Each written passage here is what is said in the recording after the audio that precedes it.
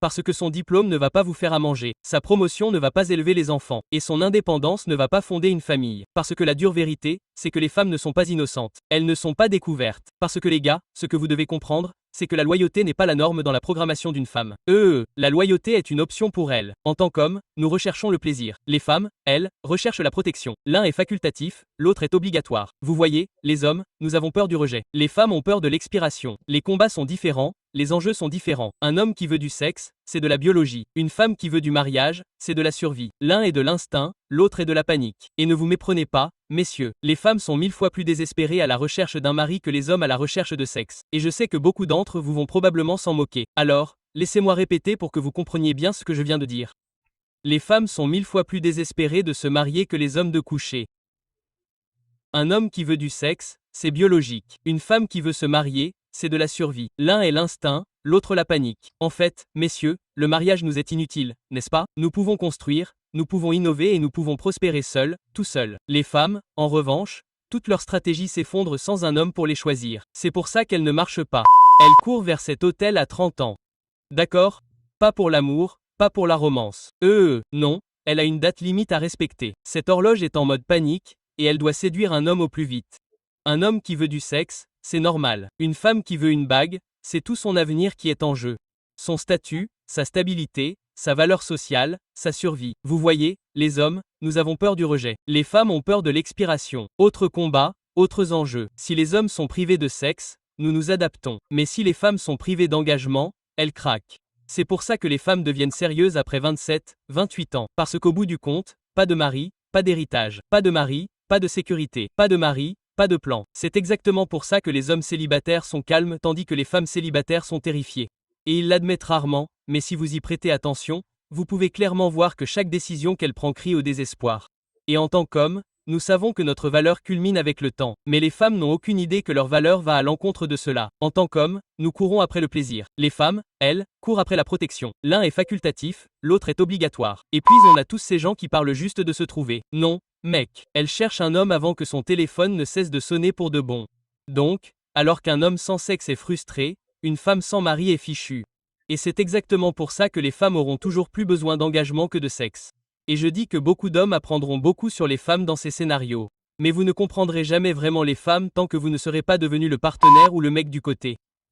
Pour des raisons que seul le Créateur lui-même connaît.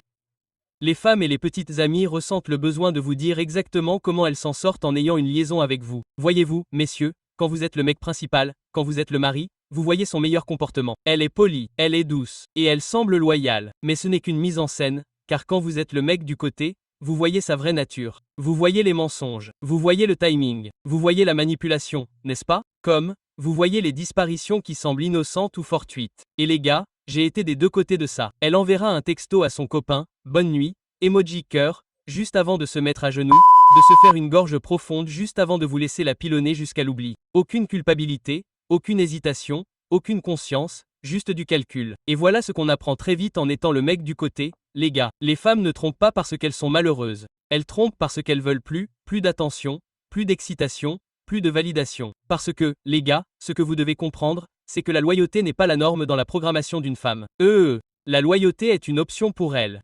Et ce qui est absolument dingue dans tout ça, c'est que les femmes mentent plus facilement que la plupart des hommes ne le pensent. Pas de bégaiement, pas de sueur, pas de révélation, juste une tromperie diabolique sans effort.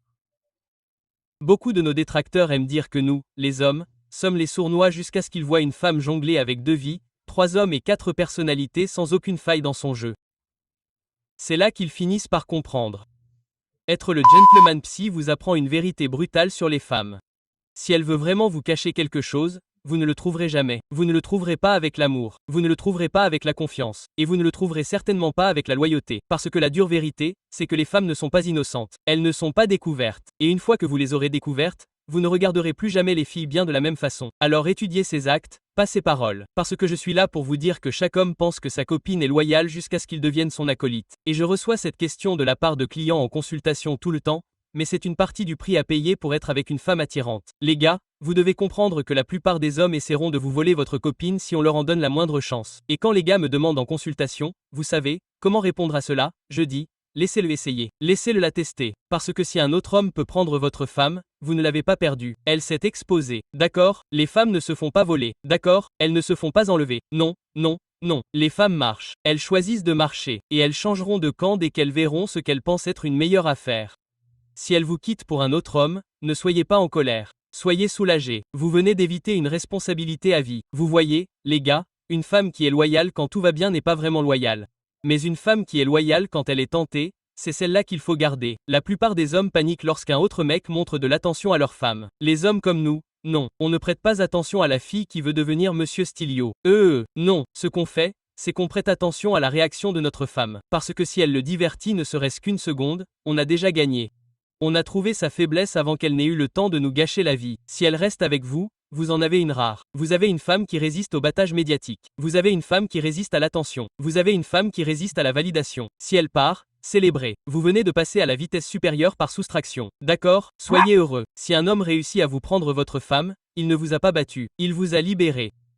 Une femme qui peut vous être enlevée n'a jamais été à vous en premier lieu. Tout ce qu'elle faisait, c'était de passer du temps avec toi jusqu'à ce qu'une meilleure opportunité se présente. Et très peu d'hommes comprendront vraiment ce concept. Cela prouve que ce truc de femme mûre n'est qu'un fantasme. Les gars, je suis là pour vous dire que j'en ai fréquenté beaucoup, que je suis sorti avec des femmes plus âgées, que c'est amusant et ludique jusqu'à ce que vous compreniez pourquoi elles sont toujours célibataires à cet âge. Parce qu'au début, c'est facile, n'est-ce pas? Elle a de l'expérience. Elle sait quoi dire. Elle sait comment le dire. Elle vous fait vous sentir bien parce qu'elle a beaucoup d'expérience. Et puis vous le voyez, vous voyez cet ego, vous voyez ce contrôle, vous voyez cette subtile amertume qui est gravée dans son âme. Messieurs, elle n'est pas mature, elle est endurcie, une vétérane de situations ratées et de guerres émotionnelles dont elle ne s'est jamais remise. La femme mûre ne veut pas d'amour, les gars, elle veut la rédemption. Elle veut la rédemption de chaque homme qui l'a quittée. Chaque année, elle sent sa valeur marchande sexuelle chuter. Ces normes ne sont pas basées sur l'égalité, elles sont une question de pouvoir. Elle essaie toujours de prouver au monde qu'elle en a encore. Alors qu'au fond d'elle-même, elle sait que le temps a déjà gagné.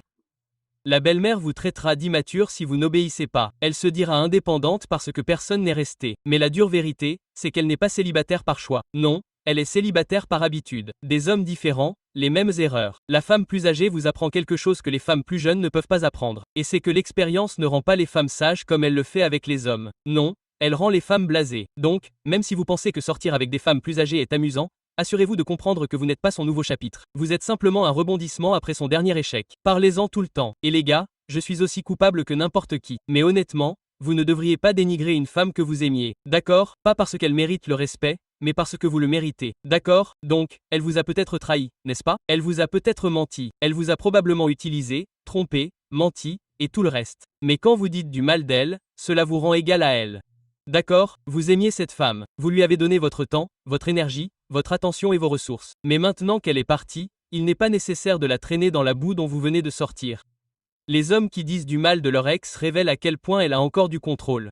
Le silence est la forme la plus bruyante pour passer à autre chose. Alors, laissez-la se noyer dans sa propre réputation pendant que vous construisez et évoluez. Vous gagnez en silence. Et pensez-y de cette façon. Les lions ne rugissent pas après une meute de hyènes après en avoir démoli une. Non, il s'en va avec du sang sur les griffes et le visage en sang, sachant que tout le monde a déjà vu qui a gagné. Donc, vous n'avez pas besoin de dénigrer votre par exemple. Ses actes l'ont exposé. Votre silence l'a condamné, et votre succès l'enterrera. Alors, ne dites jamais du mal d'une femme que vous avez aimée. Elle était un chapitre, pas votre histoire. Parce qu'au bout du compte, le monde se fiche de qui a été blessé. Il se souvient de qui s'est élevé au-dessus de lui. Et c'est comme ça, messieurs, qu'un homme garde sa couronne. Et c'est drôle, on le dit tout le temps, mais mesdames, on se fiche de vos carrières. On s'en fiche, tout simplement. Vous pourriez être PDG, vous pourriez être chirurgienne, vous pourriez être une barista. Ça ne change rien à ce qu'on ressent pour vous. Voyez-vous, mesdames, on ne tombe pas amoureuse de votre chevaux. Non, on tombe amoureuse de votre paix. On tombe amoureuse de votre féminité, de votre douceur. D'accord, vous pouvez gagner 6 chiffres, organiser des réunions, diriger des équipes et tout le reste. Mais si vous ne pouvez pas ou ne voulez pas cuisiner ou faire le ménage, si vous n'êtes pas féminine et soumise, vous n'êtes qu'une collègue de travail de plus dont on ne supporte pas la présence. On ne veut pas de compétition à la maison. On veut du calme. On veut de la chaleur. Nous voulons une femme qui apporte la paix, pas la pression. Parce que je vais vous dire quelque chose, nous sortirons avec une serveuse plutôt qu'avec une avocate si elle nous traite mieux. C'est aussi simple que ça. Ça n'a rien à voir avec l'ego. Ce ne sont que des faits. Parce que son diplôme ne va pas vous faire à manger. Sa promotion ne va pas élever les enfants et son indépendance ne va pas fonder une famille. Vous pensez que les hommes sont intimidés par votre succès? Nous ne le sommes pas. Nous ne sommes tout simplement pas intéressés. Et la raison en est que cela n'apporte rien à ce que nous, les hommes, apprécions. D'accord? Un homme veut rentrer chez lui pour trouver la paix, pas des évaluations de performance. Il veut de l'affection, pas de l'attitude. Ça ne nous intéresse absolument pas. Vous nous séduisez par votre féminité, pas par votre LinkedIn. Les hommes, nous construisons des empires pour la paix, mesdames, pas pour des partenaires avec des accents aigus GOS. D'accord? Un homme veut trouver la paix chez lui, pas des évaluations de performance. Et plus vite vous comprendrez cela, plus vite vous cesserez de confondre indépendance et relation avec des hommes. D'accord? Un homme veut rentrer chez lui pour trouver la paix, pas des évaluations de performance. Il veut de l'affection, pas de l'attitude. Il veut de l'énergie féminine, pas de la compétition masculine. Vous nous séduisez par votre féminité, pas par votre LinkedIn. Les hommes, nous construisons des empires pour la paix, mesdames, pas pour des partenaires avec des accents aigus GOS. Et plus vite vous comprendrez cela, plus vite vous cesserez de confondre indépendance et relation avec des hommes.